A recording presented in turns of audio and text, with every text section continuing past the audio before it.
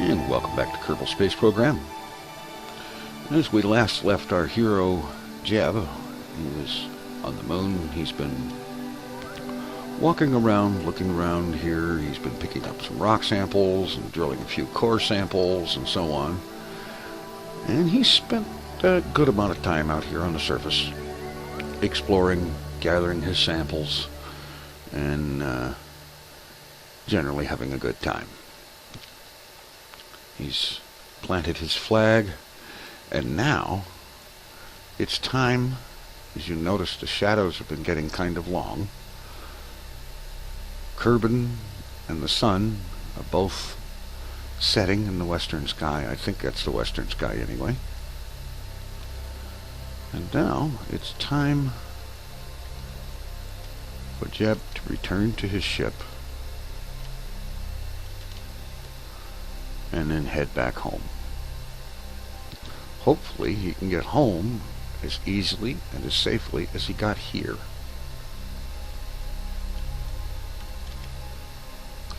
We'll find out. Now, as I recall in the last episode, the descent engine tanks are all empty. Yes, they are. Okay, so we lift off. We jettison the descent stage, use what remains of the ascent stage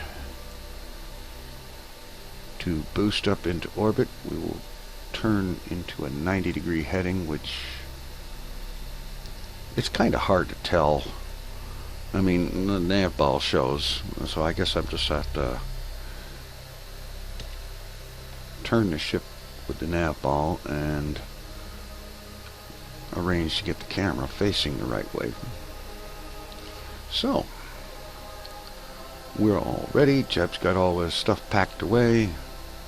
He's satisfied to have a flag on the moon with his name on it. And now it's time to head back home. And so we lift off, jettison the descent stage,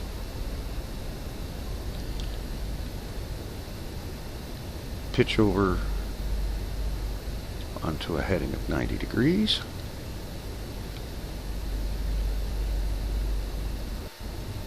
Get our camera fixed.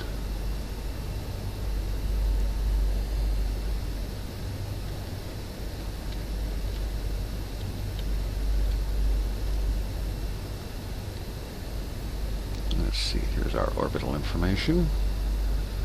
Just for grins, vessel information too. Oh, we've got plenty of delta V for this. Plenty of fuel for this. Which is a good thing. Otherwise, Jeb would be stranded in space. Or crashed on the moon.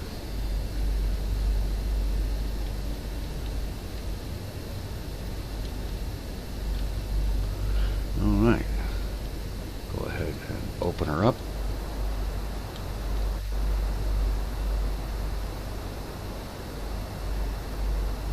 Get our apoapsis up to about 20 kilometers, cut the engines.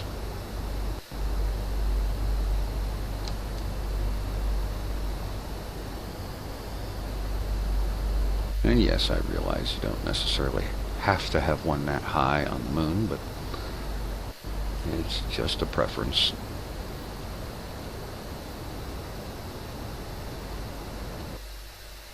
There we go. We're on the way. I don't think I'll have to be concerned about how much delta V we've got. Let's have a look at the shape of our orbit and how that's shaping up. Alright, we'll set up maneuver down here.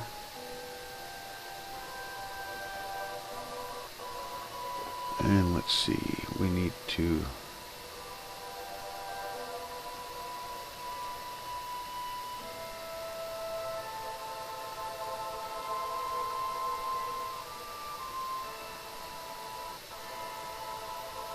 add some prograde, and let's take some of that back out.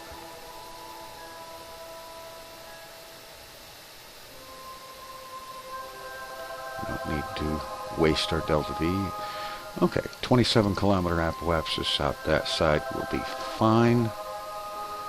Alright, I'm going to take shameless advantage of the alarm clock and set the alarm for that maneuver. And let's go ahead and get in position for it.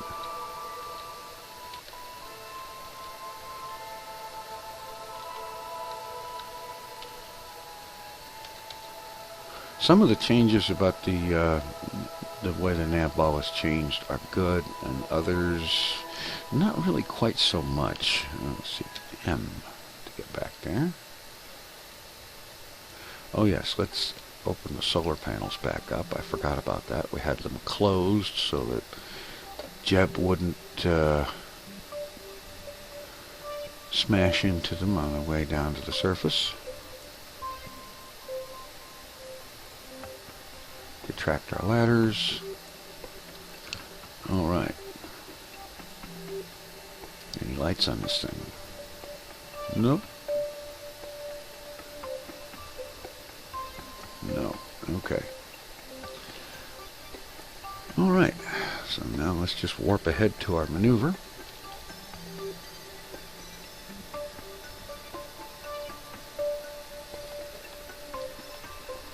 The sun sets in the background.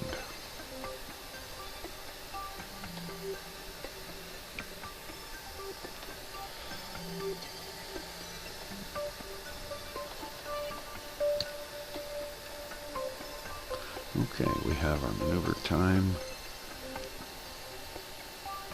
Estimate 3-second burn. I got a feeling it's going to be a little bit more than that.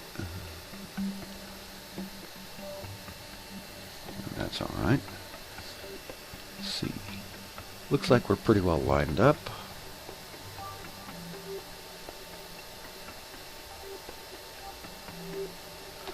Burn at 10 seconds.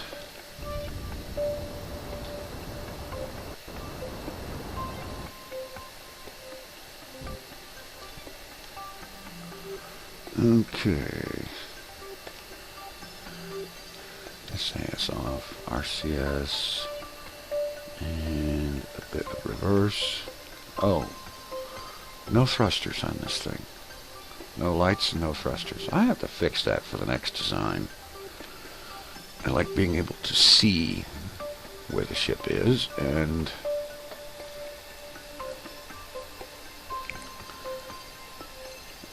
maneuverability is a good idea too. Okay. Now for a return trajectory. I do believe that right about here at apoapsis is going to be the perfect place for that maneuver. And let's see.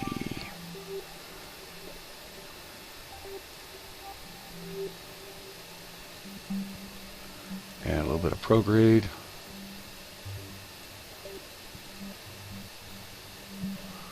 Now we have our escape from the moon. Let's bring the Kerbal periapsis down. Let's step that down to a smaller unit.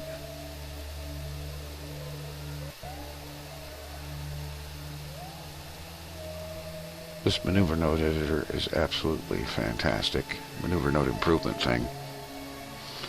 It's a long way from being Transx, but it's good.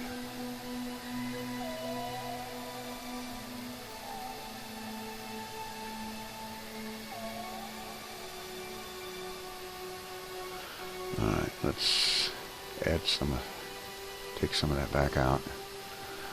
Okay. 112 kilometer periapsis at Kerbal. We're looking good. Delete that maneuver, schedule this one. Alright, 40-second estimated burn. Let's get lined up with it. Turn that useless RCS off.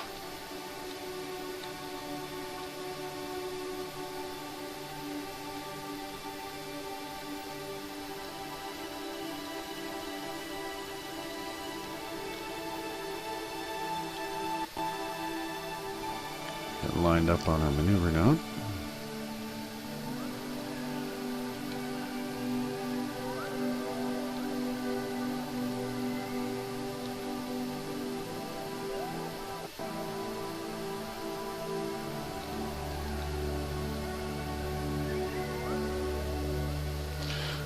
Looks close. So now, as Jeb heads around the dark side of the moon and gets ready for his burn to go home, start time warping. The ship has 120 meters per second of delta V left in the ascent stage. So we'll use that, and then the remainder will come from the return stage.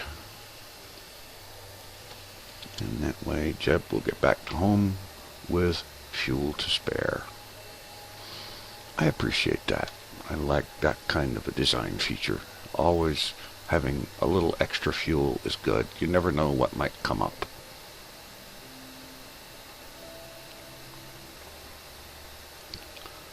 Right now our maneuver is coming up very soon. Here we go. Kill that. Adjust our alignment because we're out just a little bit.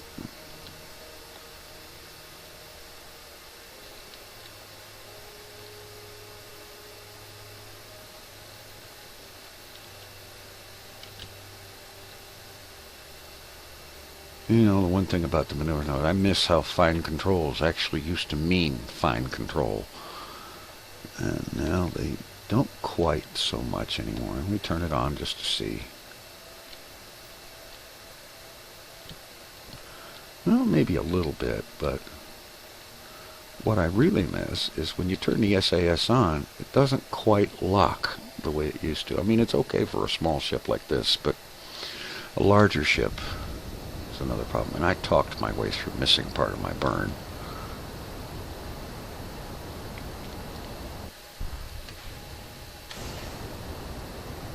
Stage that away, finish the burn.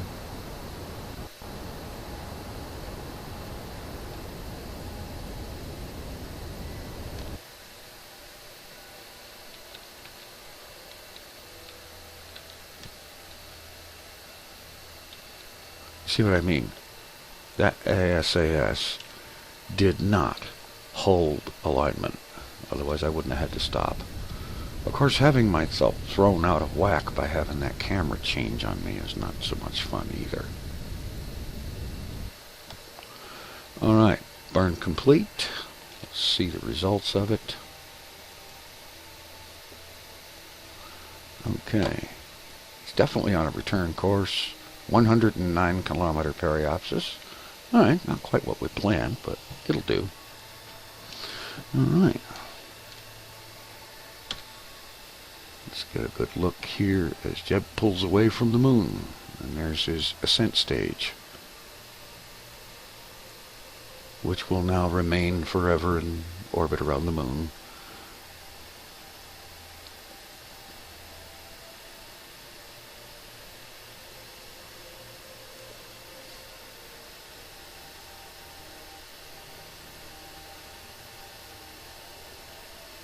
And the camera angle changes on me again. I really, really don't appreciate that. I think it would be nice if we could have an option to disable automatic camera angle changes. I suppose there's probably good reason for that to happen, but I would like very much to be able to disable it.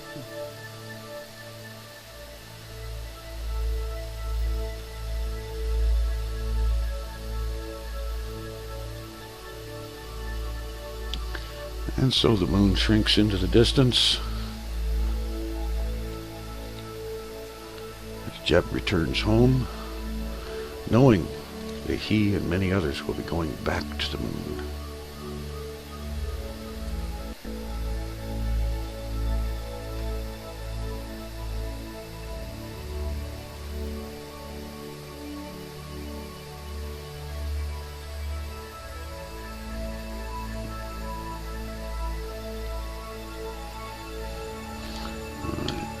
Yeah, that was a transition back to Kerbal Sphere of Influence. Fortunately, it didn't crash me. And now we need to do, oh, well, let's get a little bit closer. and then do a bit of planning.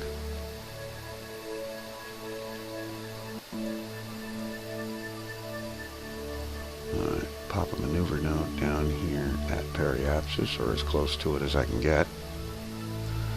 And once again, I'm going to use this maneuver node improvement plugin. And let's see, let's step that up to 10 meters per second at a time. It's set to negative. The S here changes it from negative to positive, and plus and minus increases the size. And then you click on the number itself to add that much delta V into the situation. Prograde, radial in and out, and normal or anti-normal. In this case, all we need is a bit of retrograde.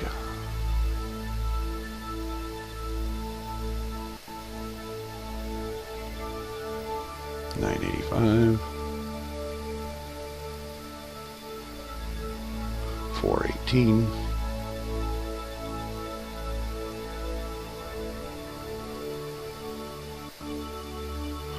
let's step that down to 1.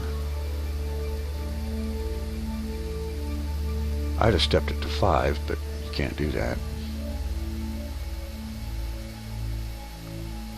Alright, 111 by 105.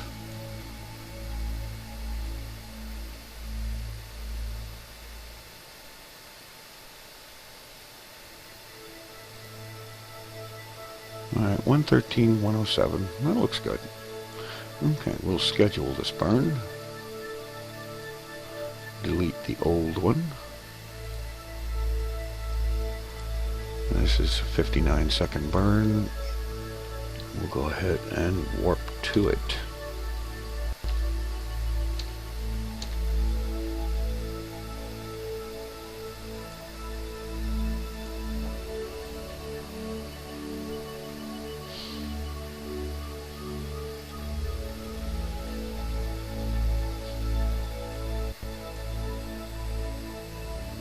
Okay.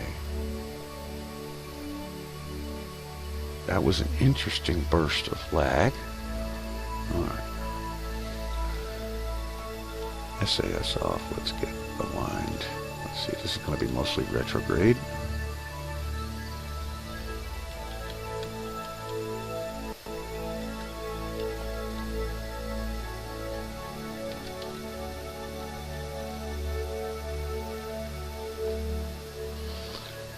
Alright. Burning at about right now.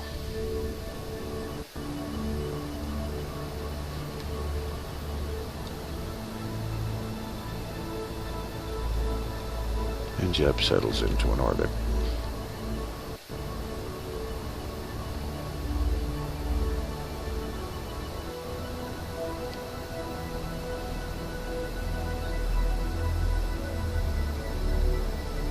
Trying to settle on the maneuver node. It seems to be drifting oh so slightly.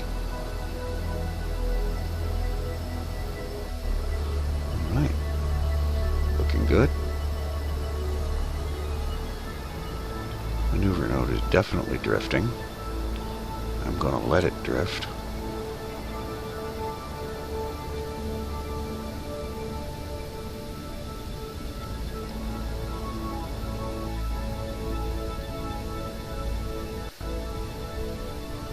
And then, once we're in orbit, well, in orbit, once we're in the orbit we want, okay, that's going back up. Alright, once we're done with this, see about arranging a return to Kerbal Space Center, which is about to be in sunset. And so, we'll warp time ahead until Kerbal Space Center is in daylight.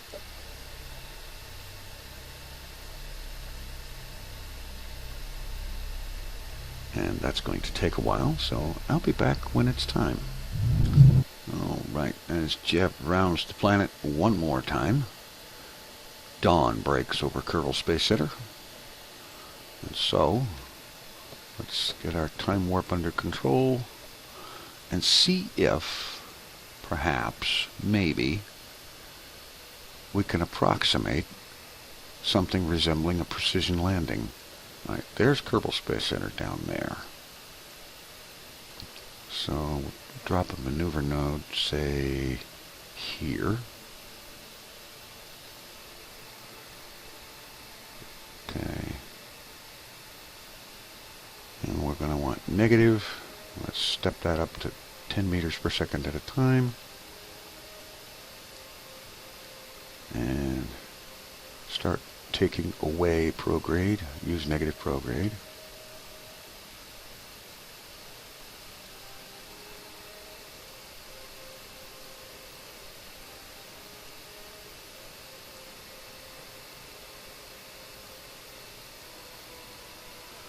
Alright, that's good there, and it's going to move this way a bit as we go down through the atmosphere. And I also want to, I think, a little bit of radial here.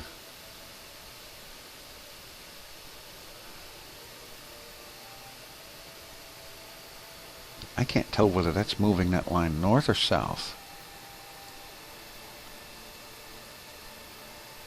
Use bigger steps to find out. It's not doing it anything we want, so we'll just zero that out and try some normal or anti-normal. Alright, that's having more like the desired effect. Just move it this way. The idea is to have them going over Kerbal Space Center.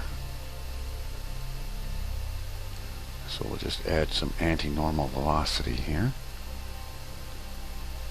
to change the plane of their orbit at the same his orbit at the same time as we are decelerating. Combine the maneuvers. Alright, 737 meters per second delta V. We've got 1844 in this return stage, so that's not a problem. And the burn is in 32 seconds. It's 32. Okay, I need to get lined up.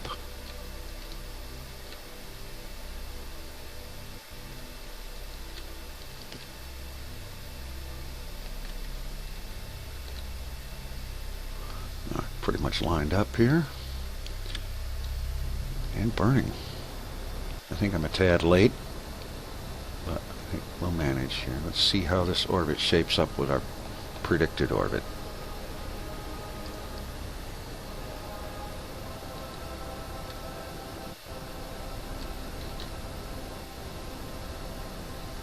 It would be helpful if the thing would hold where, you know, alignment with the maneuver marker.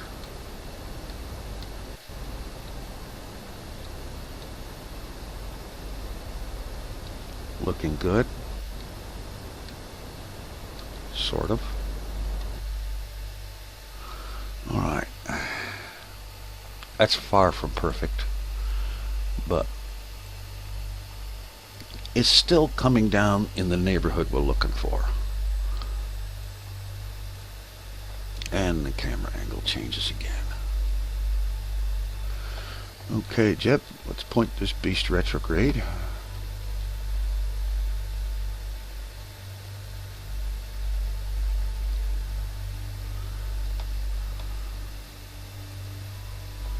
And we are now descending. And hopefully to come down somewhere reasonably close to Kerbal Space Center.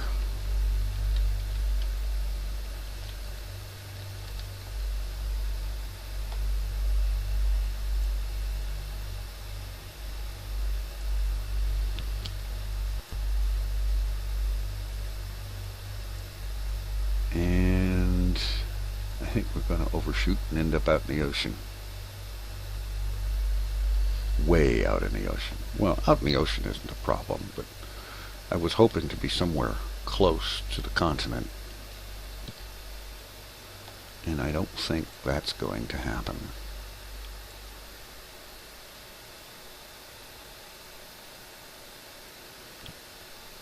Getting down close to 70 kilometers altitude, we'll start seeing some Mach number effects. Mach number soon. Start getting some effect from the atmosphere. We're already decelerated. No, we're still accelerating. Well, we can fix some of that. Kill some of our velocity that way. If we can manage to possibly, even remotely, hold this thing steady.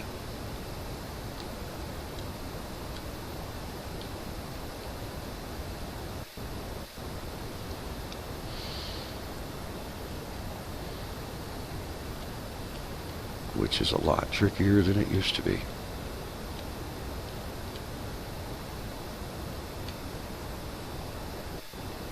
There's the island with a small airport on it.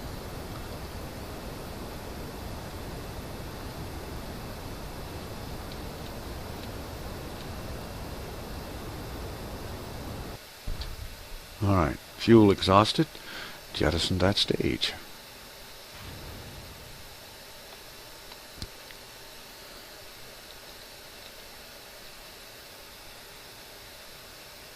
Alright, definitely got some Mach stuff, Mach effect, Mach numbers going on here now. As the ship is still accelerating. At least a little bit.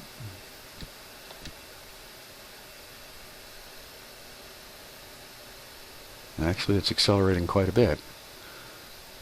And if I hit the parachutes at this velocity, I'll probably tear them off. And I really don't care for the idea of killing any Kerbals. So here's hoping we get some deceleration going on. And it looks like we finally are. Keep the ship pointed toward the direction of flight. Well, reverse of it. 15 kilometers and descending. Decelerating. I'm guessing below 300 meters per second before I activate the parachute. Which had better happen soon. This is almost as nervating as landing on the moon.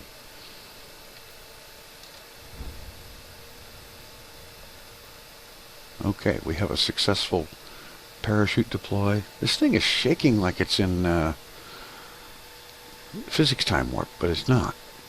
Oh, wait a minute. SAS, turn that off. Okay, so the SAS was trying to hold something. But at the same time, it gets rather loose and sloppy at times. Okay, after this landing, the next thing will be to begin designing, well, first of all, a better launch vehicle for getting to the moon. And not only one that can carry personnel, but also one that can carry equipment, because we're going to be needing to establish a permanent manned presence up there, a base. Okay, we have a clean parachute deploy, and looks like Jeb is going to live to fly again.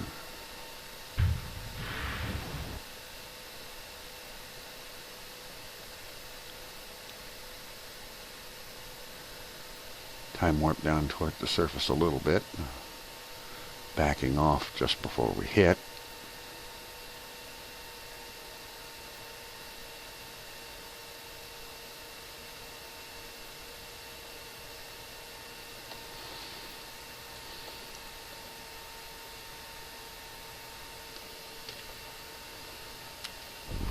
All right, we have a clean return. All right. So Jebediah Kerman has successfully been to the moon and back. So, after recovering Jeb and the capsule, one of them into the museum and one of them back to the astronaut complex, and we'll figure out which one later, and get busy designing the next ship to launch, which is going to contain the beginnings of a permanent base.